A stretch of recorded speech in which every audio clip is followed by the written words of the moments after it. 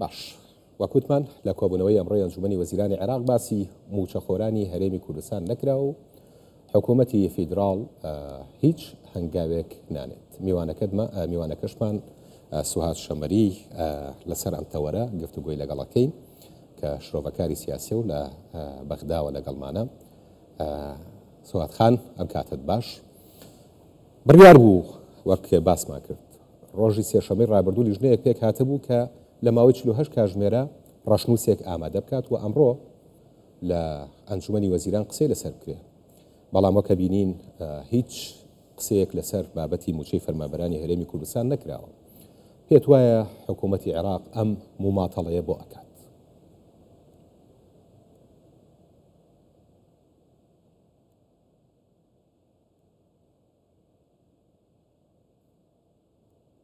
طيب حضرتك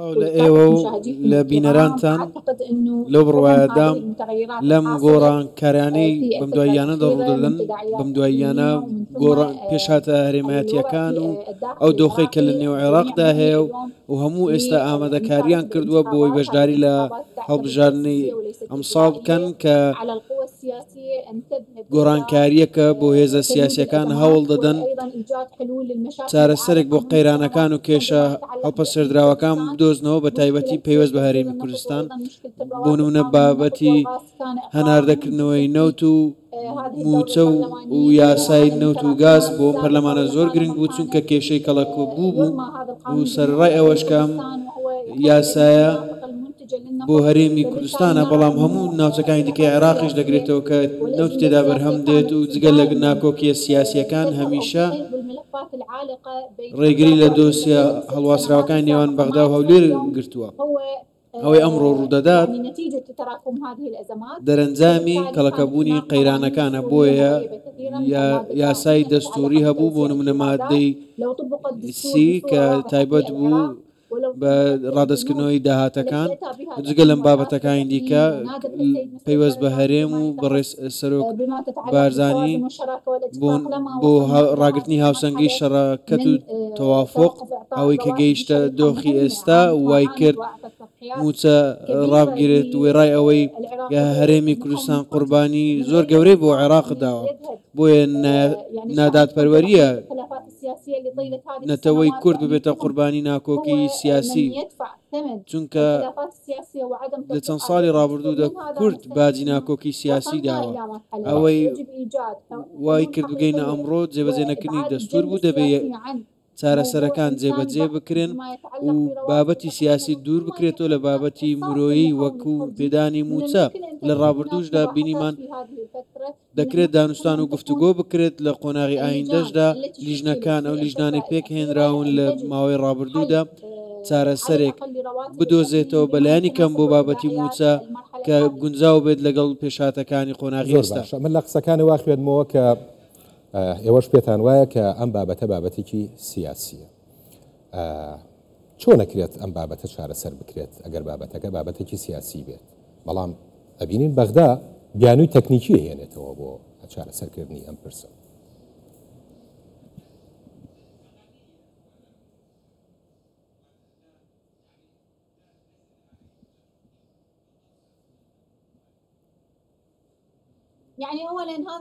سەرەتا ئەم بابەتە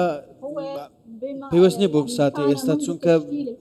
لەوەتەی حکوومەتی عێراق لە دوای 2023 حکوومەتی نوێی پێکهات و ڕژێم ڕووخاتە ئێستا بەم شێوەیە بووە کێشە هەڵپە سەردراوە هەڵوەستراوەکان نێوان هەرێم و بەغدا لە هەموو حکوومەتە یەک لە دوای یەکەکان بەردەوام بووە لە هەموو خولەکانی پەرلەماندا هەبووە بۆیە لە هەر خولێکی هەڵبژاردن بەڕێوە بچێت و نزیک ببێتەوە ئەم کێشانە نوێ دەکرێنەوە. بەڵام هەرێمی کوردستان هەمیشە بە سنگێکی فراوانەوە پێشوازیان لێ دەکات و متمانە بە حکوومەتی نوێ دەکات بۆیە ئەم متمانەیە هەی بۆ حکوومەتە نوێیەکان و جارێکی دیکە دەچێتەوە داوای مافی گەلی خۆی دەکات. ئەمەش ئەم داواکاریانە پێویستە بەڕاستی ڕەچاو بکرێت چونکە میکانیزمی نەبوونی یاخود نەبوونی میکانیزمێکی ڕاستەقینە بۆ جێبەجێ نەکردنی دەستور کێشە سەرەکیەکەیە. بۆیە دەبینین ئەمڕۆ هەموو داوای جێبەجێکردنی دەستور دەکەن بەڵام میکانیزمێک بۆ جێبەجێکردنی مادەکانی دەستور بۆ دابەشکردنی سامانەکان و و موچە و بەشی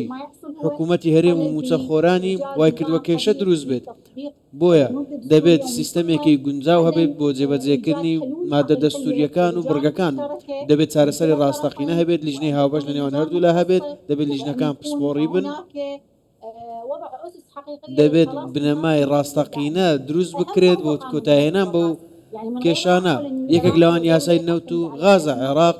ئەمە ماقوڵ نییە وڵاتێکە پشت بە نەوت دەبەستێت تا ئێستا نەوتی یاسای نەوت و غازی نییە بۆ چارەسەرکردنی بابەتی هەناردا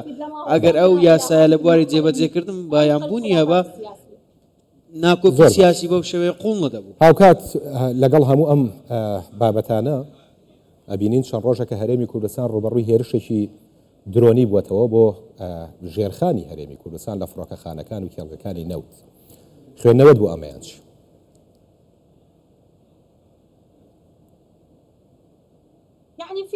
لە ڕاستیدا لەو دۆخە هەرێماتیەی کە ئێستا پێیدا تێدەپەڕین دۆخێکی تەمومژاوی و جێگەی نیگەرانیە پێشاتی هەرێماتی دیکە ڕوودەدات و هەیە دەیەوێت سەقامگیری و ئاشتی ئاسایشی عێراق تێک بدات بە هەرێمی کوردستانیشەوە کە بەشێکە لە عێراق و هەیە دەیەوێت ناکۆکی هەبێت یاخۆ ئەو ناکۆکیە سیاسیانە بەکار بهێنێت تاوەکو فتنە و پشێویەک لە نێوان هەرێم و بەغدا دروست بکات لە لیژنە ئەمنیەکان و سەربازیەکان کە تا ئێستا پێک هێنراون بۆ لێکۆڵینەوە نەگەیشتونەتە دەرەنجامێکی ڕاستەقینە بەڵام ئێستا ئاسمانی عێراق کراوەیە بۆیە بینیمانە پێشێلکاری هەبووە لە جەنگی ئیسرائیل و ئێران بۆ نمونە پەنجا فڕۆکەی ئیسرائیلی ئاسمانی عێراقیان پێشێل کرد و لە ئەنجومەنی ئاسایشی نێودەوڵەتی سکاڵات تۆمارکرا واتە ئاسمانی عێراق لە هەر ساتێک بیان و دەتوان پێشێلی بکەن لە کاتێکدا ناوچەکە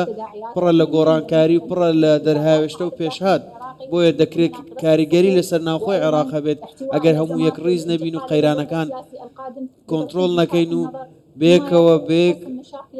تێڕوانین هەنگاو نەنین بۆ ئایندەدا و کێشەکانی هەولێر و بەغداگەر چارە سەر نەکرێن کە یەکێکن لە گرنگترین کۆڵەکەکانی هاوسەنگی ناوخۆی بەڕێ سواد من زیاتر لەو پرسیارە مەقسەدم لەوە بوو کە بۆچی ئەم هەموو گوشارانە لە چەند لایەنێکەوە بۆ سەر هەرێمی کوردستان هەیە